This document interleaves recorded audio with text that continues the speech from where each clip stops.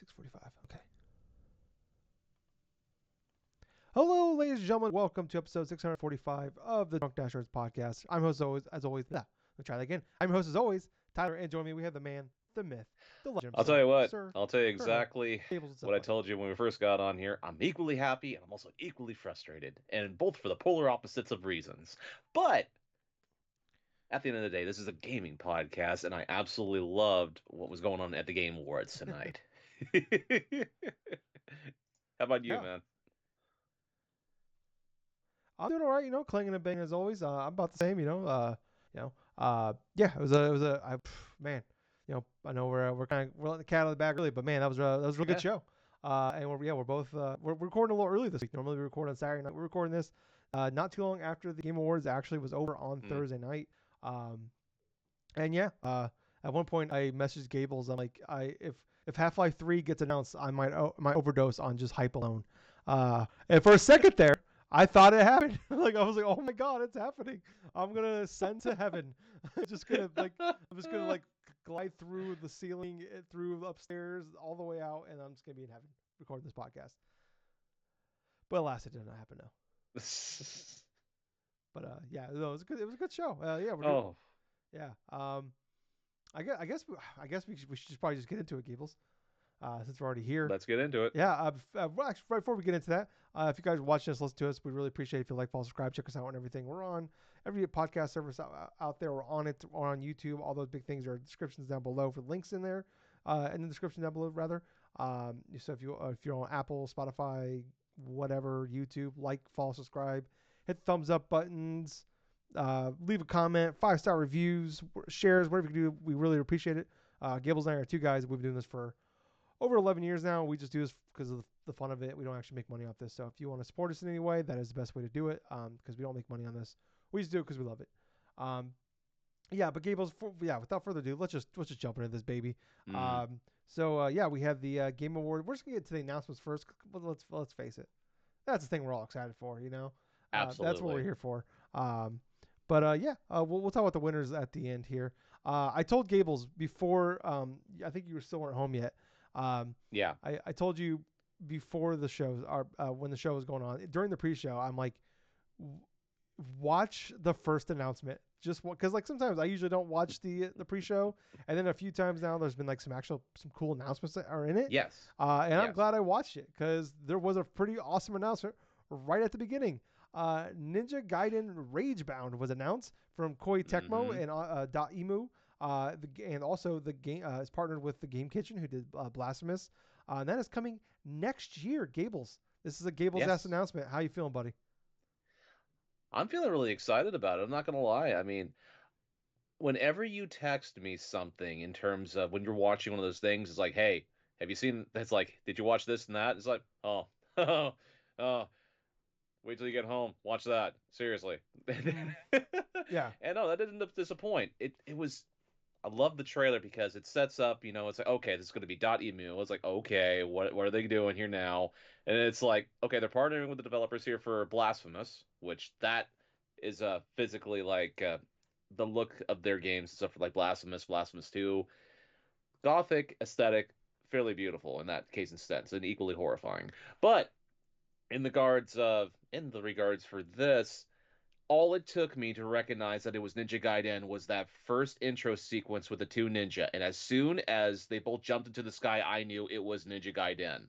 As a matter of fact, this would be not one, but this would be multiple times where I completely just ended up just like saying, "Is this?" And all of a sudden, it's like, "Oh shit, it is!" Yeah. And I'm like, but for Ninja Gaiden, it absolutely looks like a Metroidvania style of game, which that kind of just surprises the hell out of me because this is it's a pure action game normally. But I'm excited they've really gone back to the roots in terms of the 2D art style as well as just trying something a bit different with it. This is like the first real Ninja Gaiden game we've gotten in quite a long time. Since what is it, like Razor's Edge or something like that about 10 Uh, years ago? Let me look. I didn't even know it was that recent. The last one I remember was the Wii U launch game.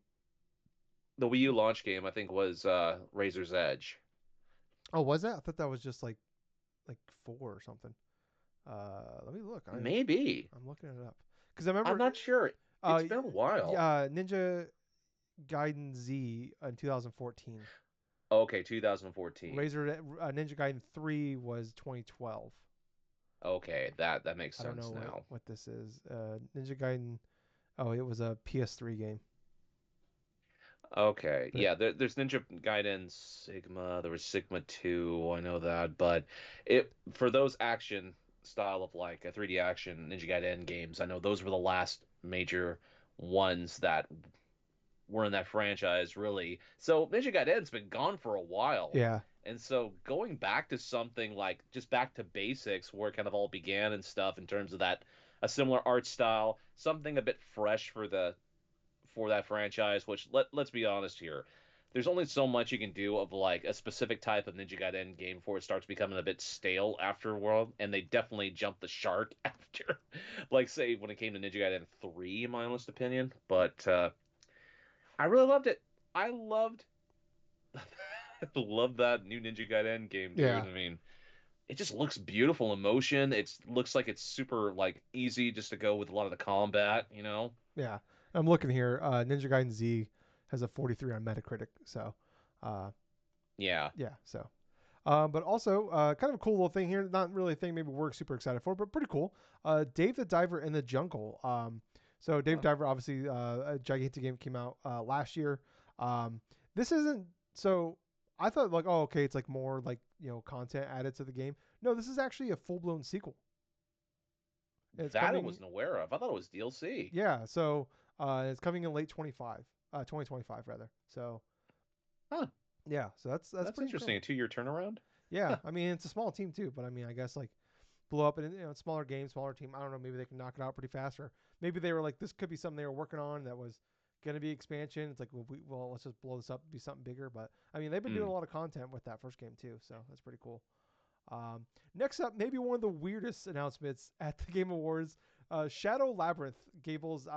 This is also a 2D Metroidvania game from Bandai Namco, where you play as a Yes. hooded figure, but he has Pac-Man following him, and like he's like eating the level. That is coming in 2025 to everything. Dude, it's one of the most bizarre things. I mean, we saw that trailer like last year for Yars Rising and stuff, and Mm. that was a weird concept of itself. And then here they go, they pull something like this to where it looks like an action adventure style of like it feels like a Dark Souls like game, and it has fucking Pac-Man, and there's some grotesque creatures that look like the Pac ghosts and stuff, and deals with darkness and all this other shit. It's like it's really off the wall, and it's so freaking out of left field. It kind of makes you kind of wonders like, okay, what the hell type of thing are they gonna go with this? You know, I mean, the styling of it looks all right. It's just it's kind of jarring because you see Pac-Man inside of this Yeah, stuff, and it just makes me laugh every time I see it. yeah. So it's kind of interesting. People don't know there's that the secret level that Amazon Hmm. Prime show that just came out this week. There's a Yeah, very weird episode. I haven't watched all the episodes yet. I've watched one of them. They're like short, like 10 to 15 minutes. yeah. One of the episodes is a Pac-Man level, and I haven't watched it yet, but apparently it's super fucking weird, and it's basically just this game, but made a little mini episode out of it. So That's crazy. yeah, kind of a weird way to announce that is like, hey, we're doing this weird Huh. episode about Pac-Man, and then a couple days later we actually revealed the game. So that's kind of a cool little one-two punch there. Um, Next up here from the creators of Sifu, they kind of teased online today that they had something at the Game Awards. Not at all what you would think they had. They made a soccer Hmm. game called Rematch. It's an arcade soccer game. You have walls. There's no out of bounds. You can do like looks like a lot of trick shots. It's coming in summer of next year. But yeah, not at all. Like I was thinking, I'm like, okay, so I'm like, okay, fuck. Like my mind was blown. It's a soccer game, and I'm like, okay, so maybe it's like, but you're gonna do some like martial arts, like Sifu type shit. No, it's like Hmm. just like in like FIFA Street, but like almost like it's Rocket League It without the almost cars. exactly the point. It had the feeling of Rocket League to where you have all these different players and stuff like on your team and stuff facing off another team. They even had the similar freaking goal colors, dude, blue, orange, and Yeah, stuff. It felt like basic in terms of how they presented it, but at the same time, they looked like they just focused upon the the actual gameplay of it, and it just looks like just a massive online, just multiplayer style game where it's like, okay, you can go ahead and do the whole soccer game stuff right here, and like they don't have obviously the MLS license or anything else No. like that, so they have to go from ground up. It kind of makes me kind of want something of this styling for, say, football. Yeah. That'd be Yeah. pretty cool. Yeah, yeah, give me fucking NFL Street, please. Yeah, no, it looks really cool. Sifu is a fantastic game, but yeah, not at all what I expected. I'm down to check it out. If they start doing parkour and wall riding and shit, or wall running rather, uh, Rocket League's gonna be giving them a phone call probably. Um, Next up here, this kind of so we're getting to like that was all pre-show stuff. We're not gonna talk about every little thing. We're gonna try to focus on some of the bigger things and more like things we're personally excited for. But Yeah. one of the bigger things started off the show. Well, as far as announcements go, we'll do the winners and stuff later. Um, we got a Witcher 4. We got a CGI trailer for that. So this is it looks like you're playing as Ciri. She is the adopted daughter of Geralt in the Hmm. Witcher books and like the games and everything. So it looks like you're playing as her. They said she's the main protagonist in this game. Um, I believe that they just announced either it was like within the last year they announced that this game just went into full production. So, I mean, this is like a game that we're probably gonna be playing on not this generation of consoles.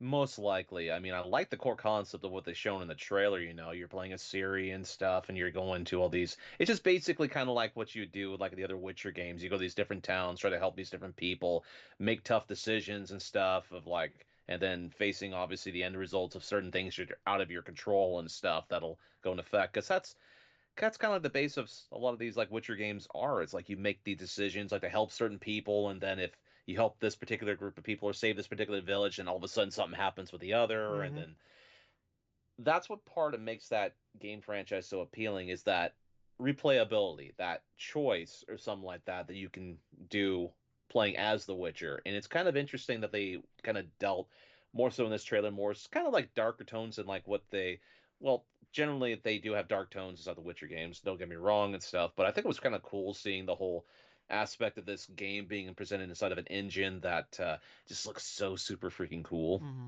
and for the cinematic. But yeah, there's no way this game is releasing in the next like couple of years, dude. This is probably going to be like maybe 4 years from now. Mm-hmm. That's what it kind of feels like to me. Yeah. At this, if they're just starting development now, it generally takes CD Projekt Red quite a while in order to try to produce, like, get some games going. So yeah, I did like the trailer though. It was pretty good. Yeah. Yeah. Obviously, you always got to take it with a grain of salt with those, but I mean, CD Projekt Red is up there with like Blizzard and like the Destiny 2 people, where it's like they make some of the best looking fucking CGI trailers out there. But yeah, like man, Yes. just like I was watching, I'm like man, like I watched the first like I think I watched the whole first season of Witcher on Netflix, and I was just like fuck man, now I was gonna go back and watch. I want to watch the whole show because I think the show's ending soon. So I'm like fuck, I heard it's good. So like now I might just I'm like goddamn, I'm gonna have to go check it out. But I have only ever really played I played like a little bit of Witcher, and I played like 30 hours of Witcher 2, and it's just Hmm. a massive game. And Witcher 3, I think I can't remember. I think I don't remember why I just didn't play that one, but I remember just that game being a giant like it's a the games are big and a big time sink. But nowadays it's like I guess like every game now is a fucking giant time sink. So maybe we should just go That's back and true. play Witcher 3 at this point. Uh, Maybe yeah, I should probably do that when I have like a break in games here. I might just do that. That break might never come though, but when it happens, I might do it. Moving on though, one of the biggest holy shit things I was like, I'm like, all right, they're gonna like they've announced multiple games at Keeley's events the last few years. They put out two big games and a massive DLC in the last 2 years. They're gonna go away for a little bit. Boy, am I an idiot. Elden Ring Night Ring was revealed. This is like literally Witcher 4 ended and they went right to like this was like the first like 15 minutes of the show. They started off with this. I'm like, oh my god, they're front loading it. All the good shit's gonna be at the beginning. I was wrong again. But anyways, Elden Ring Night Ring was revealed. This is a multiplayer Elden Ring game. It's a it is I believe also I saw it's a standalone, so it's not going to be like Shadow of the Earth Tree where you have to be like a certain point into the game before you can play it. This Right. will be a wholly Right. different thing. But I mean, there's been that Elden Ring mod that people put out on PC where people can play like I think 3-player co-op. So I Wow. probably everybody like at From Software is like No, we give us that. We want the money for that. We're gonna make basically a whole ass game out of it. So that's yeah, incredible. I don't know how the fuck From Software does it, but yeah, they're back. I don't know.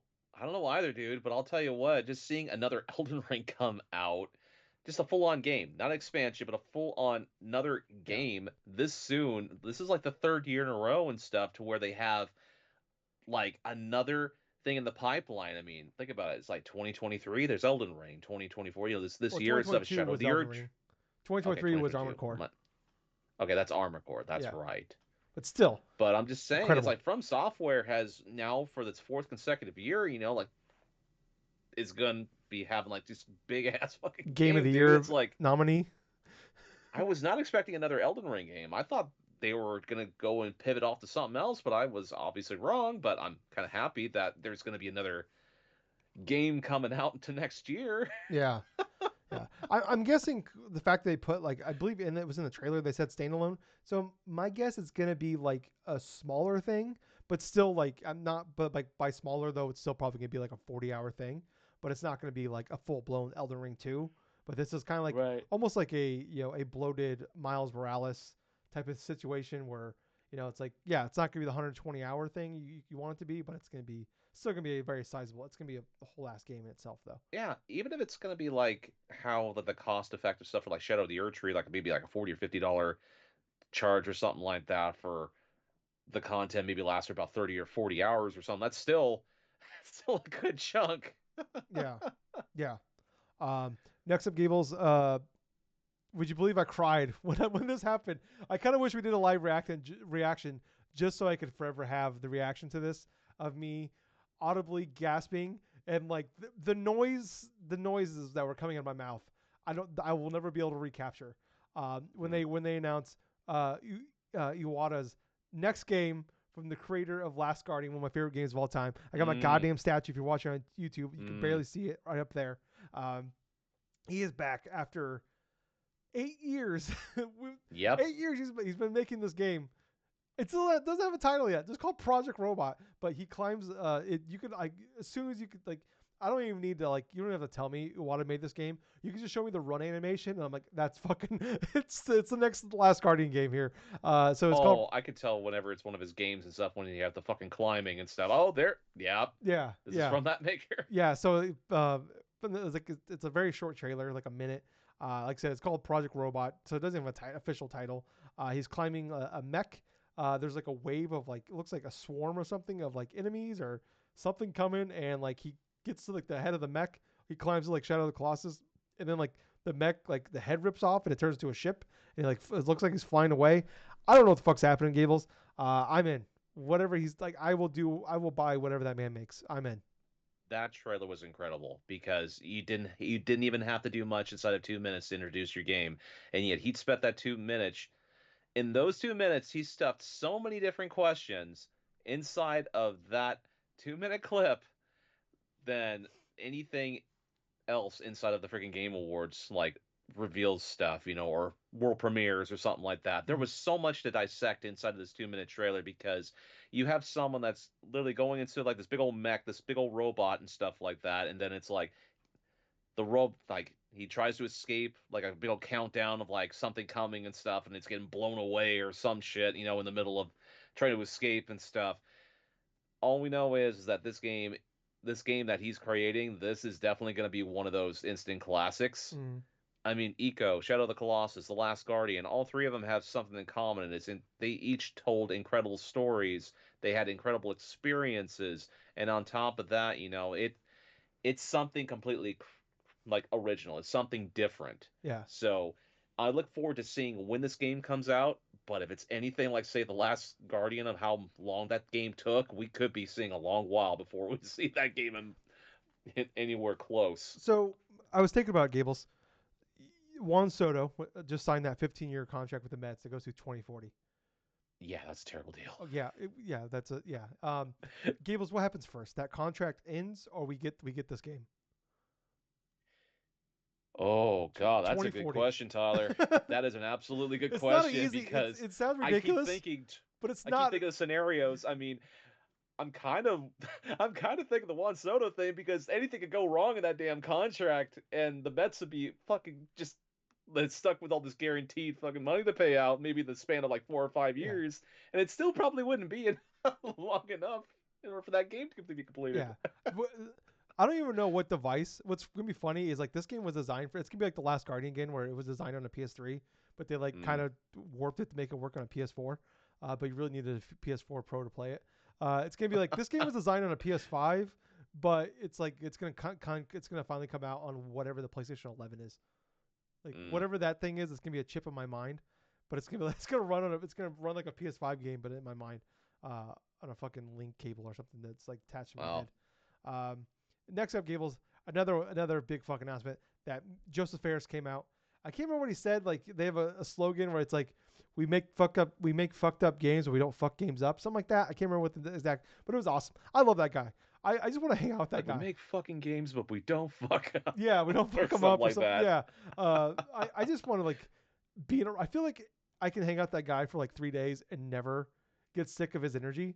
Like, I mean, I know, right? I might do a lot of coke to get there, but like, I'll never get tired of that guy. Everything, it's cool. Like, whenever you hear people talk about him and like the game industry, that like that talk to him, do interviews with him, it's like everybody says he's like the coolest guy. Like, I guess earlier this week there was a preview event, I guess, for this game, and I was like listening to a couple people talk about it, and they said that this guy like he did like he ran the event, and he just kept like every other word was fuck, and he was like he was like the coolest dude. Like he is just that guy, and it's awesome. I love that. I love this man.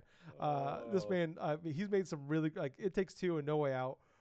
Were really good games. It Takes Two especially. I mean that was Game of the Year 2021. That was yep, I mean that was both higher on our list in 2021. I think that was ended up being our number two overall game for that year behind yes, Guardians of the Galaxy. So, yeah, so this is so we talked about this last week. It all the Biblical Coon had the Split Fiction. March 6th is the release date. We knew all that, but we didn't really know. yeah, We knew we know what a Joseph Ferris game is, a Hazelight Studio game is.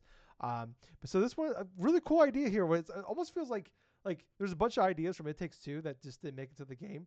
So they kind of took those and built the game around some more ideas. But it's huh, wild. Like so, the general premise is that what's cool also is that he said he named the two main protagonists after his daughters, which is really cool. yeah, Um, so, but like you play as these two writers in like a kind of futuristic world, but like you like go into like this bubble and they like there's a way like basically like these you're writing these books you wrote, like they make them come, like you go in a simulation and they come to life, but then these two women accidentally get put in like a bubble together, so then like their ideas kind of get warped together, so you bounce between like science fiction futuristic to like fantasy like RPG. But there's also these mm, like cool things where like at one point it turns to like a Metroid game where you turn to like a morph ball and you're going up against the huh, wall, and then there's like another moment where it's like the split screen where one person's playing a 2D platformer and the other person's playing a 3D platformer. And then there's another part where it just turns into Donkey Kong. And then there's another part where Gibbs, you're a fucking pig. And then there's another part where you're a fucking hot dog on a grill. Like, what is this game? This game looks amazing. I can't wait to play yep, this with you. Oh man, yep. This is a Joseph Ferris game, God dude. damn it, Gables. I'm so in. Let's go, man. Dude, I still have flashbacks when we played It Takes Two and stuff like that. And here I am driving the plane, and here you are playing like a fucking fighting game against a There's a Street goddamn Fighter. squirrel in the plane. I do a Hadouken. Not the You're plane. fucking doing that, Dukins. Yeah, fight the bees. That game's, oh my god. Yeah, I love these games. I cannot fucking wait for this game, Gables. Oh man, we're gonna stream the fuck out of this game. Now, by the way, you can watch our It Takes Two. The three parts of that, it's on our YouTube channel. Check it out, please. Like, follow, Mm, subscribe. There, you might scroll back. I put them in a playlist. Look at our playlist, you'll find it on there. But yeah, and also the No Way Out. We have a bunch of clips from that as well. But man, I fucking love these games. I will buy whatever that man makes. I am in. He can fucking take a dump in a fucking PS5 case and I'll buy it off of him. I don't care. Like whatever. I'm in. This game, I I don't know can't what it wait. smells though, but I want it. I want it. I'll buy this. I'll buy the collector edition. $200. I'm in. Yeah, no, yeah, like this is the collector edition's like, hey, it's a post Taco Bell shit. I'm in. I'll buy it. But yeah, anyways, this game looked awesome. I can't wait to watch that trailer again. Because that I was kind of going back because like it's kind of a long show, so I was like, going back and I was like watching some of the early trailers because I forgot, just like holy shit, there were so many other cool things that happened at the beginning of the show. That's one of them I haven't got back to yet. But let's scroll through here. Oh, next up, Borderlands 4. Randy Pitchford unfortunately came on the stage. Good thing though, he did not do any magic tricks. He didn't force Kevin Hart to be involved. Um, but we got some gameplay for this one. Kind of jump between like some story stuff and like we got first time we got some gameplay of this one. Showed off the new the four main characters you're gonna be playing as. This one, I believe it like kind of from the trailers, it looks like we're going on to a different planet. I guess also like if you played Borderlands 3, you like something happens and you go to a different planet too. So, but yeah, I don't know. Like looks like Borderlands. I don't know. I don't how much I'm It not doesn't look bad, no. but I thought it was really funny and stuff. All like Randy Pitchers on the stage and stuff, and like talking and stuff, and all of a sudden I just had this urge, just like, oh my god, get the. It's like I don't give a fuck. Just get off the stage. Yeah. Like I don't want to see you. Yeah, you Like can't. all of a sudden, I just see the trailer for Borderlands 4, and I'm looking at it as like, this doesn't look bad. No. I mean, I know currently right now, like within the trailer, as of this recording and stuff, that I think for this weekend or something, they have the whole entire Borderlands series. I think like either 75% off on the Steam or some of that sort on their flash sales going on. Yeah. But We probably own it. I think it was on PS Plus at one point. So I think yeah, on we probably own it. yeah, yeah, for PlayStation Plus, if you do have that and stuff, it was a free downloadable game, I think a couple months ago. But yeah, that game footage and stuff looked fine. The combat looked fine and stuff. Well, did they actually show gameplay of Yeah, that they stuff? showed No, it was kind of a split between. It wasn't like we didn't get like seamless gameplay, but there was like jumps between like like some story stuff and cutscenes and some gameplay. But like yeah, it wasn't like we didn't get like a 30-second straight shot of gameplay. God, when I see that, I just thought immediately, it's like, ah, yeah, I gotta play Borderlands 3 at Yeah, least, just to give it a playthrough, even before I even attempt to try to play Borderlands 4.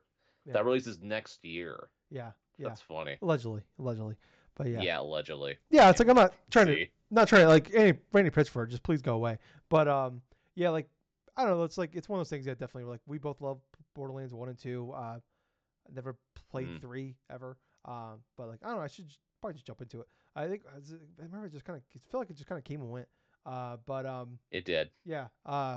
Yeah, maybe we should just check it out now. But yeah, like like I'm not training. Like it just looked like Borderlands, and like I'm not saying it's a bad thing. If you were a fan of Borderlands, you're probably gonna be into this. If you're not a big fan of Mm. Borderlands, you're probably not gonna be into this. So it's kind of one of those things like, we are. Yeah, like you already kind of know if you're into this or not. So, next up, Gables. So this is a prediction you had last week, but not it didn't pan out the way you thought it would. So, Nah. it's funny is Yeah. like a lot of other people had this prediction as the same prediction as you.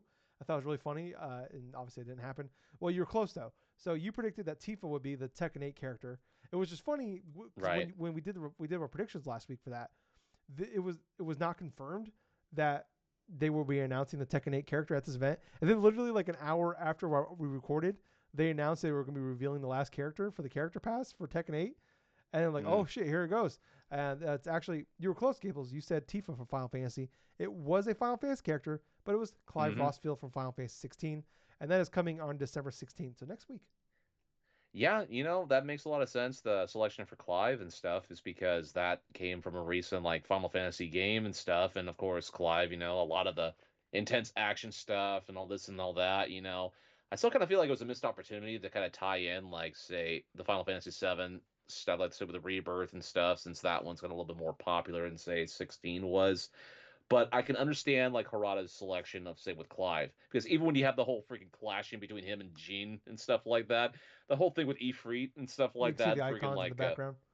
the icon in the background and stuff, like him against Devil Jean and all this other shit, it just fits inside that world and stuff because you have all these freaking raging demons, you have all this like crazy ass stuff. You literally have fucking bears inside here you can play as and Yeah, fight against.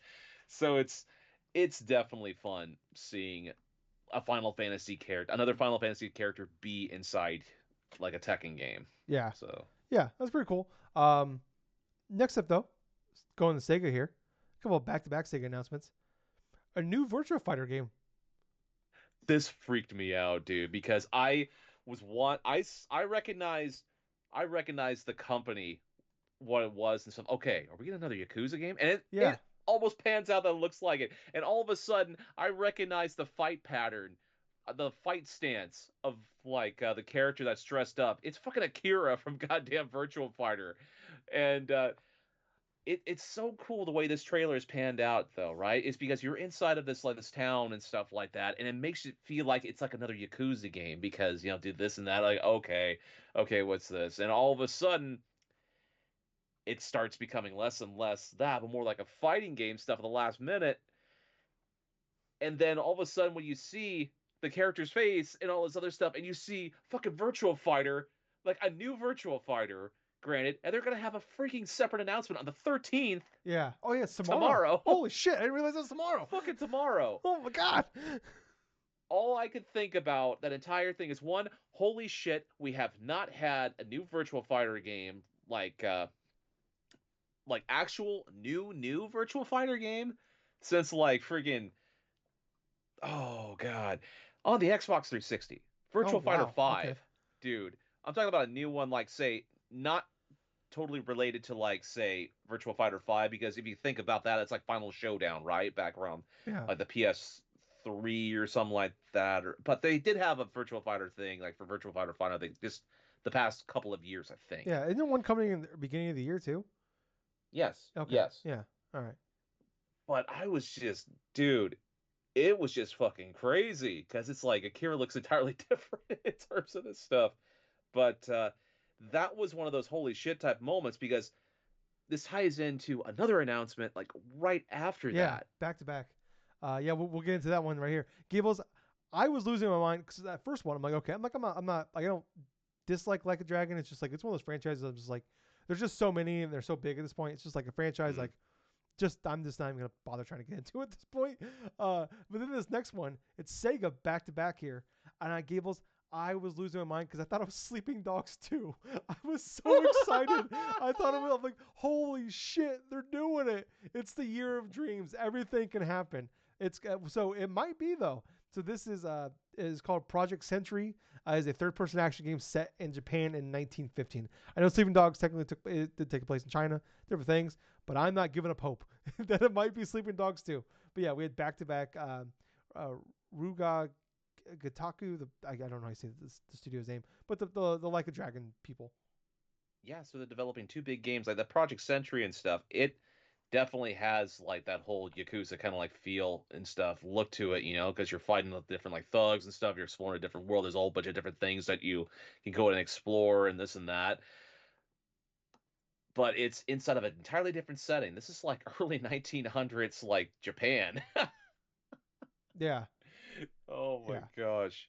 Yeah. I'm So holding out hope. we keep it up to this point. It's like for going so far into this and stuff, my excitement was like kind of like through like almost like just through the roof here because I'm like thinking, okay, what the fuck else is gonna go on here? Because it's like the Ninja Gaiden stuff is one thing, the Witcher 4 trailer was another, the Elden Ring thing was out of left field, and then all of a sudden you have a fucking Virtua Fighter game that gets announced. I'm like, what the fuck is this? Yeah. And then Gables, that wasn't the only other crazy announcement that happened shortly after that. No, Gables, I no. audibly screamed when this happened. And I don't even go fuck about this franchise. Turok. Turok is back. We're gonna get Turok. You want to know what's funny? You want to know what's funny about that? I looked at it and immediately, as soon as the dudes find the dinosaur, it's like, this is fucking Turok, isn't it? And all of a sudden, it just passes. Oh my god, it is Turok! Yeah. Oh yeah. God, everything is possible. Anything can happen. this had this whole thing, this whole freaking Game Awards had vibes like fucking E3 back around 2013 or some Yeah, shit. like the that PlayStation like 2015 when it was like Shenmue Yeah, 3, Last Guardian, Final Fantasy 7. it had that vibes to this. Yeah. Yeah, like Gables, I've never been like Half-Life 3 might happen at anything, but I was like it might happen here. I was at like for the first time in like a decade, I think it's possible we might see Half-Life 3. That's where I was at this point. I could not believe it. I mean, that's being made by Saber Interactive. They did like the Warhammer game. It looks like it's a multiplayer. It's a co-op shooter game. So that was I was still thrown off because the Universal Studios part. I'm like, I don't know what Universal. Does Universal own the rights to Turok? I don't know. I thought it was a Jurassic Park thing, so I didn't guess Turok until I saw the name. So, but then Gables, that wasn't it.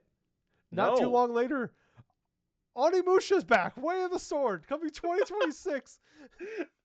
Oh my God. I've never even played like a lot of the Onimusha games to begin with, but at the same time, I knew the significance of this. Capcom has not had a new Onimusha game since, well, an actual new Onimusha game, that's not Look it like up. tied in like the remake of the original or this or that, since like the PS2 generation. I think it was like with 2006. Siege. What's that? 2006. 2006. There's That's over 18 years ago. For Dawn fuck's of sake. Dreams. Yeah, Onimusha 3, Dawn of Dreams. That one was considered a disappointment for some people. But seeing a new Onimusha game in that style, it's like you don't know what the fuck that. And this is another excellent trailer because it's like you have this sort of setting and stuff like that. It's like this Edo Japan sort of like setting. You have this temple, you have this and that. It's like, okay, there's probably going to be a couple things that it could be. Then all of a sudden you see this red this red ball of fire or something like that just go inside the temple, and all of a sudden lights up, and all of a sudden you see a dude with his talisman absorb everything into like a freaking his tablet.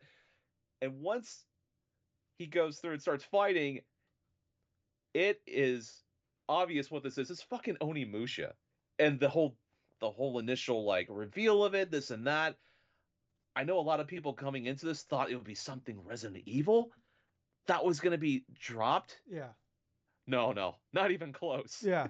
You know what? I've never played Onimusha before. I'm a huge Resident Evil fan. I can wait. That was like I'm just happy for those people that are huge Onimusha fans. Like they've been waiting like literally 18 years for an Onimusha game and they got it. So good Yes, for them. I'm happy they for those got their people. Onimusha game. Yeah. Yeah. You might have to wait a couple years. That's fine. Just like the fact that it's happening is incredible.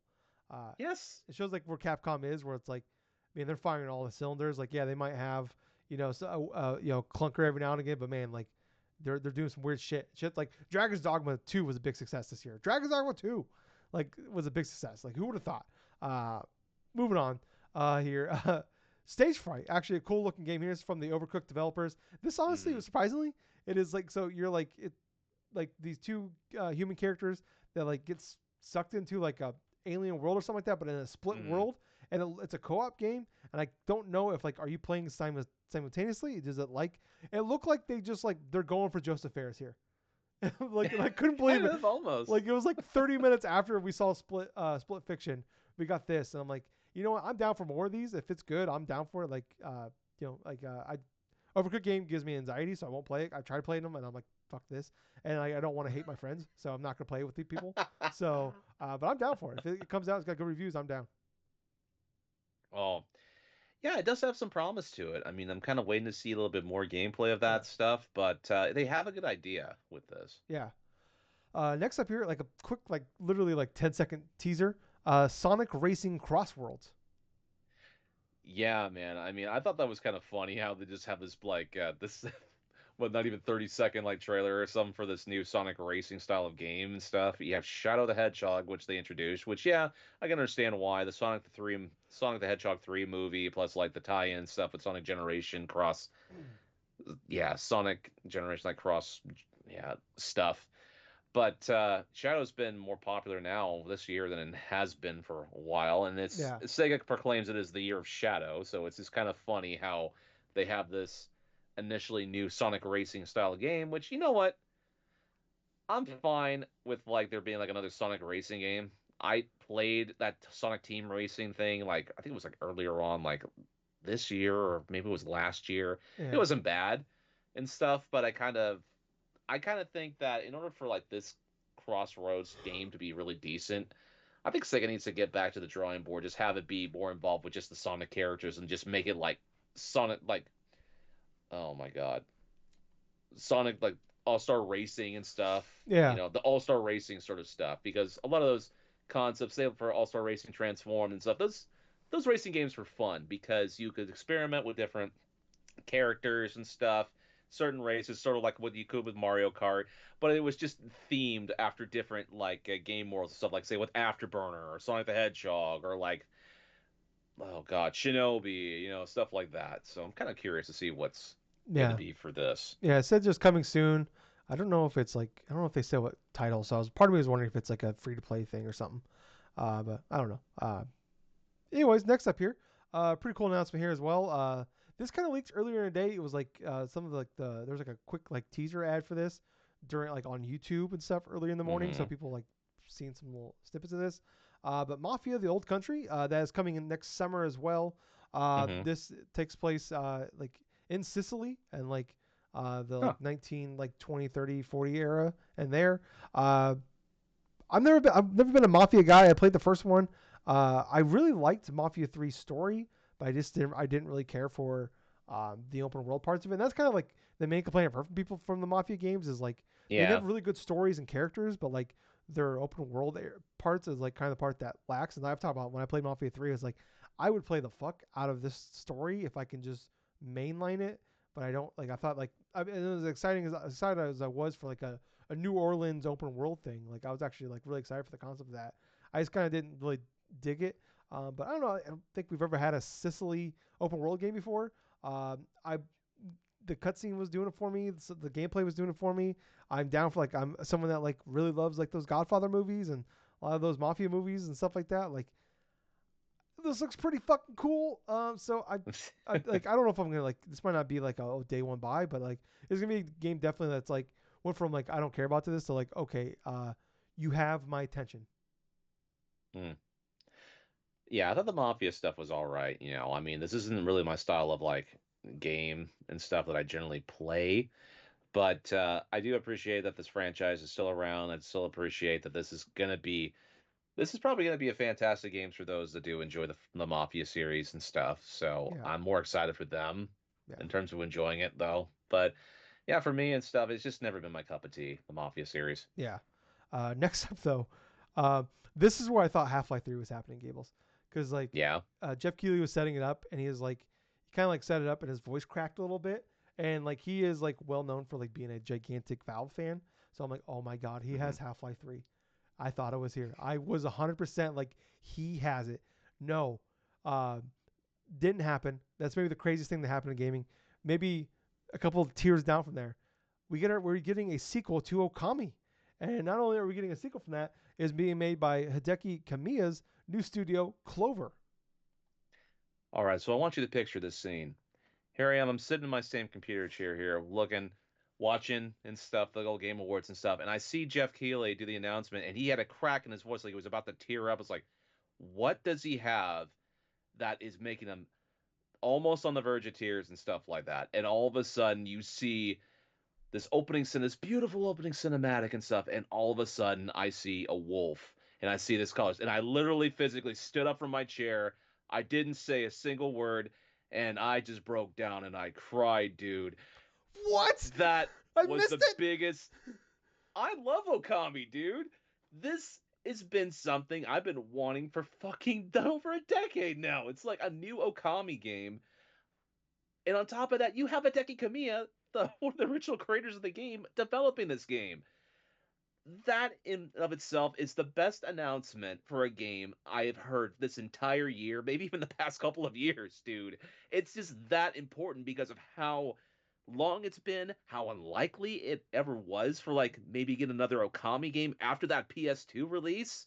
Yeah, It's just been that long. The main theme from this Game Awards, there have been franchises that have laid dormant for decades here because of the fact that they may have not done so well commercially or they've came back in certain iterations and stuff, but they've always been on the side burner because of these bigger projects that have been coming out for these companies, like say a Street Fighter or a Resident Evil, or for like in the case of like say for Sega and stuff, there's been all this other stuff they've been focusing on Sonic and all this other shit and stuff. But seeing a new Okami game in development literally fucking broke me. yeah, yeah. Oh, Capcom killed it this year. What we had Okami, we had Onimusha, and what was the other one from Capcom that we talked about? There's So three. we had Onimusha, we had Okami remake right here, and I thought oh god, maybe I was dude, wrong. I thought there was oh, three. I'm scrolling through the list here. Virtua Fighter, that's Sega, right? That's Sega. Uh, Virtual Fighters Sega. or maybe it was just two. I thought it was three though. But I th- no, yeah, it yeah, was it was two. just two. Okay, never mind. My bad. For some reason I mixed up Bandai Namco. That's what I did. I always do that. I will say this though. After we get done with this recording stuff, I got to see the reaction of Maximilian, dude. Oh yeah, This man is a huge Capcom fan, and every time he does one of his little bets in terms of like with his community and stuff for like gift subs and this and that, anytime anybody mentions anything, say Okami or Onimusha or something, he dismisses it because it's like that's never been like that's pie in the sky thing like everyone else would be thinking, yeah, because that's wishful thinking. But oh my god, to see his reactions, like say for other like game stuff reveals, like the Marvel versus Capcom collection thing earlier this year, the Capcom versus SNK collection stuff, and even like the SVC Chaos and stuff, just legendary in terms of reactions and stuff. yeah, So oh my god, dude, I know that we're recording and all this other stuff, but I want to make it a key thing before now and for the next time we do record. I want to see the reactions of all these different people. yeah, Because if I had the reaction that I had for fucking Okami of all games, a game that I've played off and on now for the past like fucking since like fucking the PS2 days, yeah. It's like since I was a teenager. 2005, six, something like that. Yes, 2005, 6. I own the copies for PS2 and for fucking Wii. Yeah. Oh, I forgot about the Wii one. Yeah. So, And I got it for fucking PS4 digital. So it's yeah, like, oh, I'm just so excited. I'm just excited for fucking Capcom games. yeah, It's one of those things to where I don't even care they didn't announce anything Resident Evil related. I'm so happy because there's Onimusha and there's fucking Okami that's coming back. yeah, yeah. It's like I said, same thing with Onimusha, where it's like, yeah, I'm a huge Resident Evil fan, but honestly, I will take a step aside. Like Resident Evil fans, we have been spoiled the last like 7 years by Resident Evil games. So yeah, like take a step I'll aside tell for you those what, people. with all those announcements that he had that hit with me, there was like 5 or 6 different fucking things that hit with me with that. I didn't even give a shit about any of those game awards at all. Yeah. uh, we'll move on to the one more thing. Okay. Um, and yeah, I was losing my shit for this one. Intergalactic. This is the new IP from Naughty Dog. We got like a little bit of a teaser here. Like they said, it was in engine, but not really a lot of gameplay here. Looks like it's probably gonna be a third-person action game. Like you have like a sword at one point. You land on like an alien planet, and you're like basically it looks like you're a bounty hunter. And she's like talking. She's on a ship, but she has like a Yeah. Porsche. She's driving a Porsche spaceship. She has Adidas.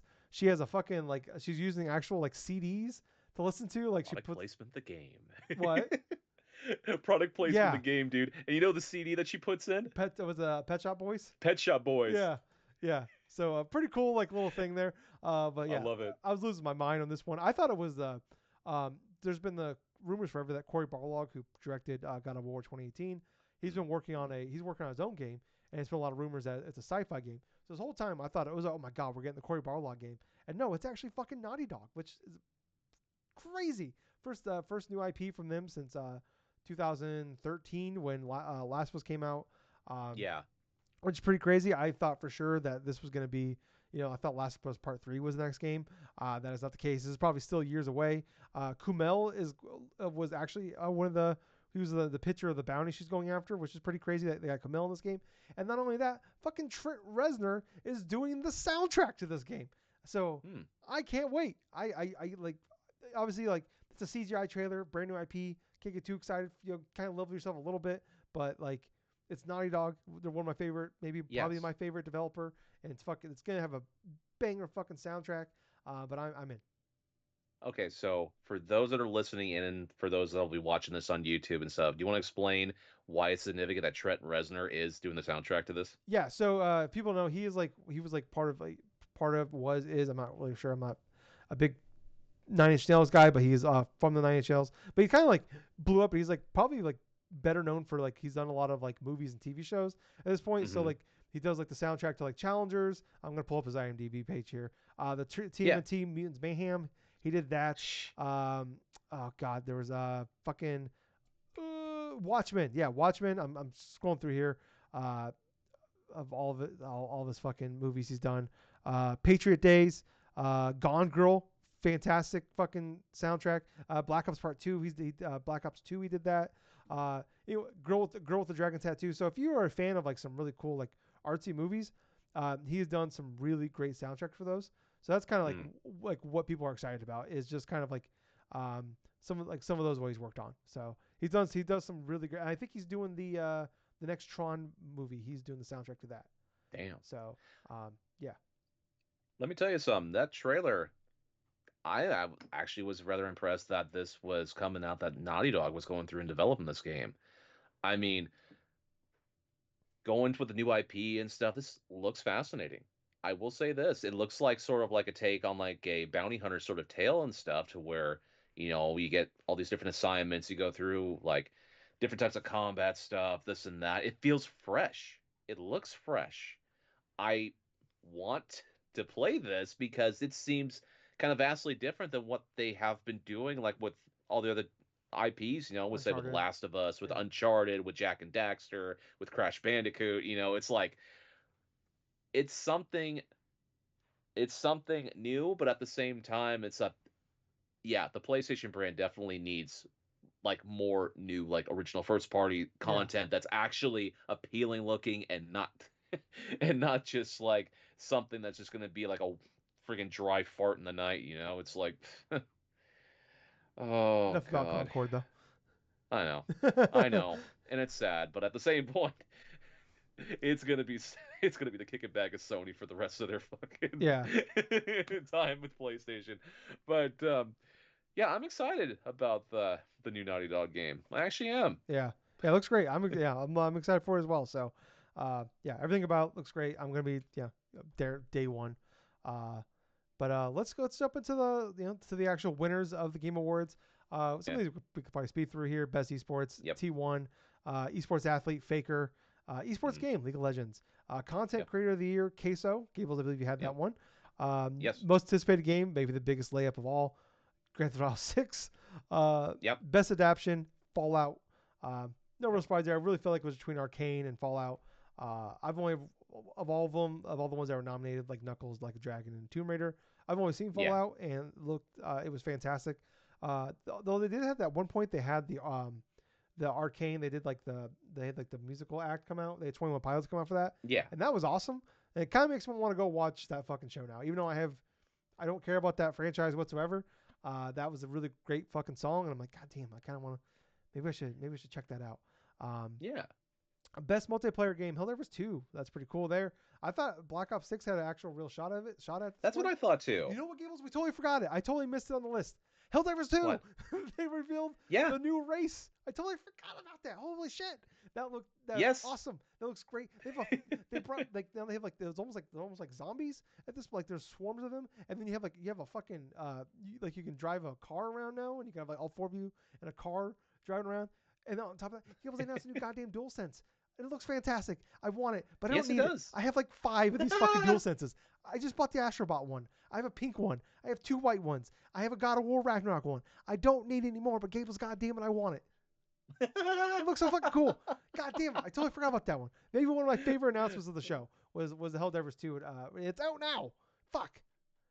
I got too many games. I have Oh. too many new games to play. I have like 4 brand new games I want to play before we do Game of the Year. And then this shit Yep. drops on me. And I want to go back to Helldivers 2. I'm fucked. I'm so fucked. This is bullshit. Oh my gosh. Oh. December is supposed to be the month where you catch up on shit. We got to stop putting new Yeah. games out in December. What are we doing? Yeah. I got Indiana Dude, Jones. I got this. this is gonna keep you consistently busy from now to the end of the God damn, year. fucking next year. God damn it.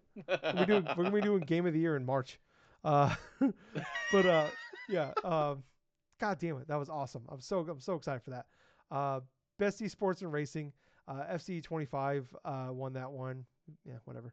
Speaking of wet farts, best sim strategy, Frostpunk 2. Best family game, Astrobot. Yeah. Best fighting game, Tekken 8. Yeah.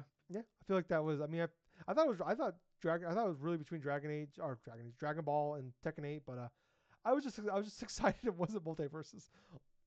I didn't have a dog in the race, and I just didn't like. Please God, but part of me also wanted for the bit. It would be funny if it was Yeah. multiverses. Next up, best RPG, Metaphor ReFantazio.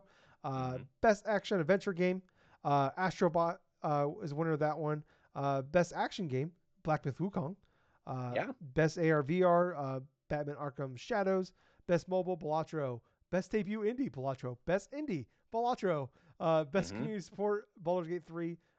Best ongoing, Helldivers 2. Games for Impact, Neva. Innovation and accessibility, Prince of Persia: Lost Crown. Best performance, Melina Juergens from Hellblade 2.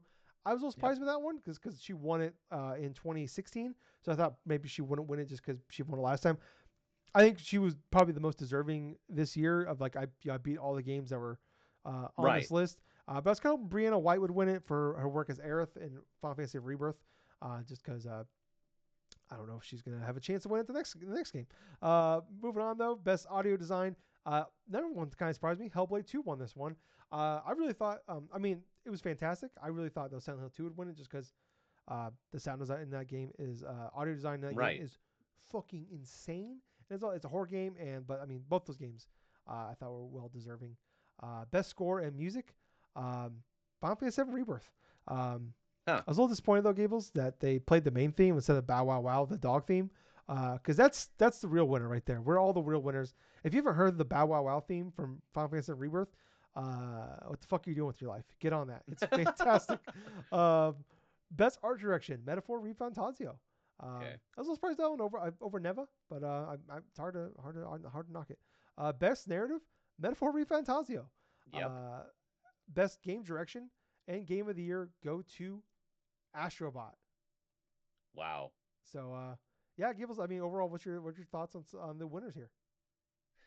Let's see. A lot of them weren't nearly as surprising and stuff. I think all in the entirety of, I think it was like maybe 27, 28 awards. I think I did get like about 20 of them right or Yeah. so. Okay. But yet, a lot of them were like not too much like surprises, more or less, because I kind of knew that Balatro would win most of like the initial awards, best indie, best Yeah. mobile, like, stuff like that, because it's just that great of a game. Metaphor, I knew would have like a good slew of like awards and stuff, and so the categories and stuff.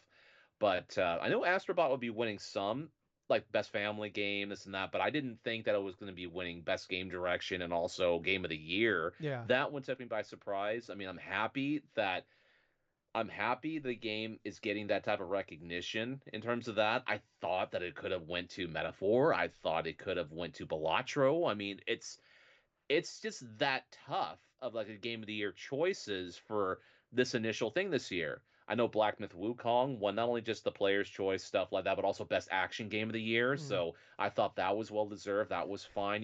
And I got. Did you see the? So they have like the Players Choice Awards where you can yes, I vote on it. It's did. all 100%. Three of the five were gotcha games. The Yes, they fourth were. one was Shadow of the Ur Tree, where everybody lost their fucking mind over DLC, and then the fans voted it in anyways. And then the other one was Black Myth Wukong. I thought it was really hysterical, dude. And I thought it was really hysterical because you literally give the thing to the fans and stuff like that, and the fans are going to vote exactly what they want. And what did a lot of the fans and stuff want? They want their gotcha games with their waifus and stuff. They love how hard like the fucking Well, Elden Ring stuff those is. three gotcha games had in-game rewards that you would get Hmm. if they were in the finals. Oh my So god, that's why dude. they I that's why know. those That's three funny. were in the finals was because they had awards if you voted for them in the for the game awards. Oh my god, dude. That is just so fucking crazy. Yeah, And of course, yeah, of course. But I will say though, I am happy that Black Myth Wukong got best action game for that. I'm happy that Metaphor got best RPG and like best narrative and stuff like that. I'm happy for Astrobot because like that's a fantastic game. You and I both played it. I've platinumed it. It's just an amazing experience and stuff, especially if you're a longtime PlayStation fan, and even if you have a family and stuff, and you want to just screw around or something like that with a game or something like that. It just has that appeal, that mass appeal. But as far as like the other award stuff, I mean, there really wasn't too many like big surprises other than like just say best game direction and game of the year. I mean, yeah, yeah, yeah. that's about it. I think like game of the year, like it really felt like anybody had like. I mean, we talk about like most years. There's usually like two games that are like okay, like it's gonna be God of War or it's gonna be Elden Ring or it's gonna be like I think 2020 was like all right, it's gonna be Last of Us or it's gonna be Final Fantasy 7, or most years you have like two games, maybe a third one in there, that's in there. But it's like this felt like one of those rare years where it's like 2019, 2021, and 2024, where it's like any of these Yes. games like you can make an argument for. And like I was kind of like I beat one, two, three of these games, on that list. And like I was also kind of be really cool with Balatro, even though I've never played Balatro. And like it's one of those games I'm just not gonna play it just because I know it's gonna be a bad time for me if I do. I was kind of hoping like Balatro took that once because it'd be really cool for him to win that. Which is what really cool though is that Balatro took 3 game awards. I believe that's Yes. second. Third. Astrobot. I was just doing a quick count here. Astrobot and Metaphor tied with 4 so that's the most. Um, I think the only other ones to take multiple awards. Uh, Black Myth Wukong took about 2, I think it took was. one official one, then took the Player's Choice Official. Award. Okay. Yeah. Yeah. Then like I think Final Fantasy 7 Rebirth had as a fucking fuzzy in my face. Sorry. Final Fantasy 7 Rebirth I think had 2. Yeah. Um, Helldivers 2 had 2. Hellblade 2 had 2. Um, I think that's the only ones that won multiple here.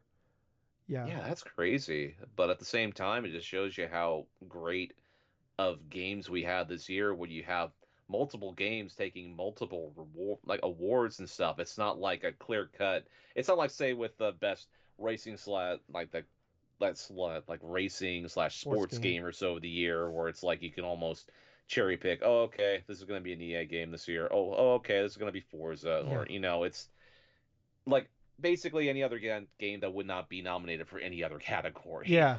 Yeah, which I like that. I wish there was. That's like the one thing I've talked about in the past. Is like I want more categories like that, where it's like more specific categories. Like, give me the best cozy game. Like, let's just like I mean, Yeah, might as well. most of the awards are just like run through in like 30 seconds, anyways. Like, what does it matter if we just add 10 more awards that are like very specific? Give me the best cozy game. Give me the best survival or like survival sim game. Early access game, best DLC slash expansion.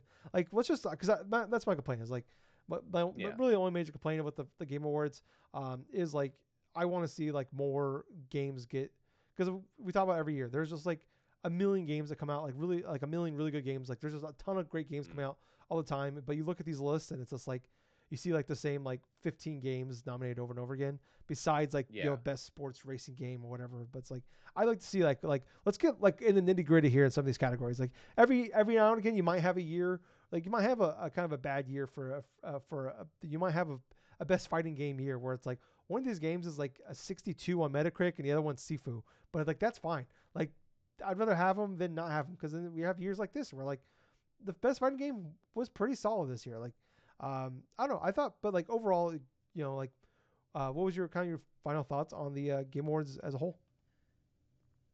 Honestly, I went in with low expectations for the Game Awards. I heard rumblings that there could be some rumors. I thought initially, with what we had been seeing through leaks through certain third parties and stuff, that it could be something Nintendo related, like say like I know Pie to the Sky thing is like say Nintendo revealing their new system at Yeah, freaking Game Awards because of all the other shit that had been going on, but I'm glad I didn't go in with that expectation. Obviously, everything was kind of heightened instinctively because of of that stuff. I was like, okay, if this is coinciding the Game Awards stuff, let's see if it's actually something that goes. But the actual show itself, I thought, in terms of like the reveals, I thought it was absolutely incredible that they were able to get so many different like types of reveals, world premieres or something, and even long-term franchises that we as gamers have not seen in like in some instances 10 plus years all of a sudden coming true and coming to fruition and stuff inside of this award show. This felt exactly like the Sony's like PlayStation Direct or something like that. The E3 Direct they had like in 2015 yeah. where like everything All your started dreams going came like true. Shenmue 3, Final Fantasy 7 remake, like just stuff like that, This it felt like almost anything was gonna happen in terms of the reveal. Anything could happen. Just that thought, that mind frame, that initial things. That's what made it above like the usual type of Game Awards stuff. To where, yeah, we have reveals, yeah, and we have some things that are fun, and this and that. But at the same time, these went above and beyond this was above like anybody's really expectations. Yeah. And the ones, I mean, the people that probably didn't get the most out of it are probably the ones that have probably no nostalgia for some of these older games. I mean, let's be honest with you here. A lot of these, a lot of these like reveals, like say with Virtual Fighter and like with Ninja Gaiden and with like freaking Omnimusha and Okami, this is part of our generation, pretty much. So it's like inside that 2000s, like in like older. But other than that, though, I felt the also the award stuff was for the most part it wasn't bad. I didn't see really anything too controversial or something about these choices. I mean, people will definitely debate the game of the year stuff, which I can understand. It's game of the year stuff. You can make the case that at least four, if not all five of them, could have made their point for being game of the year. But at the same time, I felt like that they were kind of almost equally distributed across the games that did deserve to win. I did feel like that the awards itself did exactly what it was intended to do, which is bring into the gamer and stuff like that what you could expect, not just next year, but like the past few years. And from what I initially saw, what's going to be coming in the next few years, it made me equally excited about what's about gaming over the next like 4 or 5 years, dude, Yeah. because we have so much to look forward to in that span. I mean, if you were to tell me before this day that we would be getting like another game from the mind that created like Eco, Shadow of the Colossus, The Last Guardian, and that it had already been 8 years in development, and all of a sudden it just all this vague ass trailer because he likes putting out vague ass trailers, or a new Onimusha game was coming out, or a new like Okami or Ninja Gaiden and stuff, I would not have believed you. I would have just rolled over, went back to sleep, and probably just slept for another couple of hours or something like that if you told me that. But I felt that because of the magnitude of this Game Awards, I thought that this was the most important one that we could have seen, and its 10-year anniversary. Yeah. And I would reward it a 9 out of 10. Okay. Yeah. I mean, yeah. Like I've just kind of run through here. Like Ninja Gaiden, uh, David Diver sequel, Shadow Labyrinth, Hmm. Rematch, Witcher 4, Elden Ring Night Yes. Rain, Project Robot, Split Fiction, Yes. Borderlands 4, Clive coming to Tekken 8, New Virtual Fighter, Project Century, Turok Origins, Onimusha, uh, Mafia Old Country, Okami, Intergalactic. Like I mentioned, there's a Helldivers 2 adding a whole new race of enemies. There's another game that Hmm. I didn't have on the list here, but Dispatch, which is the new game with Aaron Paul and Laura Bailey, that is from the Hmm. former Telltale People's, their new studio, their first game that's coming out next year. I mean, yeah, incredible show. Easily, probably the Yes. most. I mean, I think it's a little over a little over 3 hours at the end of the day. Maybe a little long. There's a few lulls in there in between. Yeah, you never. But like, Yes. I feel like Absolutely. like you're always gonna have those. There's no way. Like always, but I feel like even for me, like I feel like if you don't come away from this like looking at that list and you're like, there's not like one thing that made you didn't have one holy shit moment from that list, then you just don't like. I don't like you don't like video Then games, you man. just don't like video Yeah, games like at you're all, for like God's sake, why? because this had almost something for everybody. Yeah, like or like at the very least, like some of these things, like like Onimusha, Okami, stuff like that, like Ninja Gaiden and stuff like. Yeah, I don't care about that, but I was just excited for the fact that like this is a big fucking deal. Like I'm not gonna Yes, it probably never gonna play is. those games, but it's like I'm just happy for the people. Like I'm just happy for for video games in general. Like this is a cool thing. I just recognize this is a cool fucking thing that's happening. But yeah, I'm Mm, probably saying I'm going 9.5. I'm going a little bit higher. Because I had a great okay. I had a great fucking time. It was awesome. I mean, Harrison Ford showed up. That was incredible. Harrison Ford was just there. Snoop Dogg He just performed. randomly shows up right there presenting with Todd Howard and friggin' like Troy Breaker. Yeah. Fucking Snoop Dogg performed. That was awesome. He still got it, which is incredible. Guy's like 60. I don't know. Probably 60. It's gotta be He's like in 50. his 60s and he's still rapping and stuff like he's Yeah. like he's back in his 20s. Yeah. Like in So 1993, man. funny. It's so cool. Yeah, it was awesome. I had a really great time. Like there was, like I said, yeah, there's a couple low points in it. You can never, I don't know, you can. Maybe if I had Half-Life 3, it would have been a 10 out of 10. But maybe that's the only way if anything can get a 10 out of 10 is you have Half-Life 3. But But yeah, this was easily the best game awards. yeah, I would say so. Yeah, like he had the stuff here, and I thought it was very suspicious. I talked about last week on the show where it's like it's very suspicious that like Jeff does a good job of like setting expectations, and he hadn't said a fucking word. And I'm like, that's like, Mm-hmm. and it's just like, he had it, he knew he had it, so he didn't say anything. It's like, when you got it, just keep your mouth shut and let, present what you got, Mm-hmm. and he had it all. Yeah, it worked out great being the 10th anniversary. So, yeah. Oh, and fucking Outer Wilds 2 happened. Holy shit, Outer Worlds 2. That wasn't on the list. That just, Oh my dude, god, that that was just awesome. tells you the amount of quality things that were inside this Game Awards announcement stuff that we glanced over Outer Wilds 2. Yeah, yeah. I fucking love Outer Worlds. And like the fact that we got a sequel, that trailer was fucking hilarious. It's like from the people that made Yes. Neverwinter Night 2, the people that made uh, Fallout 3 2. Like, it was like, yeah, it was yeah, it was yeah. I love that game, and yeah, the fact we're getting a sequel, and it's coming next year. Yes, it Obsidian's is. putting out Avowed and Outer Worlds 2. I always mix those up. Outer Worlds 2 in the same year. Incredible. Incredible. Mm-hmm. That's probably quietly Xbox's biggest buy. Maybe not financially because it's not Call of Duty, I know that, but maybe for like most important purchase they've had is Obsidian. They have just been Mm-hmm. killing it with Pentiment. What's Grounded? There was Yes. Outer Worlds 1 already. Like that team is fucking awesome. They're doing a great job. So, yeah, just incredible show. Incredible. You know what? Yes. 9.6. I forgot about Outer Worlds 2. 9.6. I'm going a little bit higher because that would look great. But yeah, um, I think that's gonna wrap it up for us, Gables. Yes. But yeah, thank you guys. I appreciate Gables jumping in. I know you got to work tomorrow, so. Uh, Yeah. but yeah, thank you guys so much for checking us out. Hope you guys enjoy that. We're back. We're a couple days early, but that's fine. Yeah. Anyways, a really great show. Really great time. If you guys like the show, please like, follow, subscribe, check us out on everything. Whether on YouTube, podcast services, we're on all of them. There's a description down below to get you all those places quickly. Thank you guys so much for checking us out. I was your host. I was Tyler. And I've been Colonel Gable. So until next time, everyone, thank you for listening to another fun-filled episode of the Drunk-Nerds podcast. And hey, Gables. Yeah. Too sweet. Too sweet, man. Bye, guys. See ya.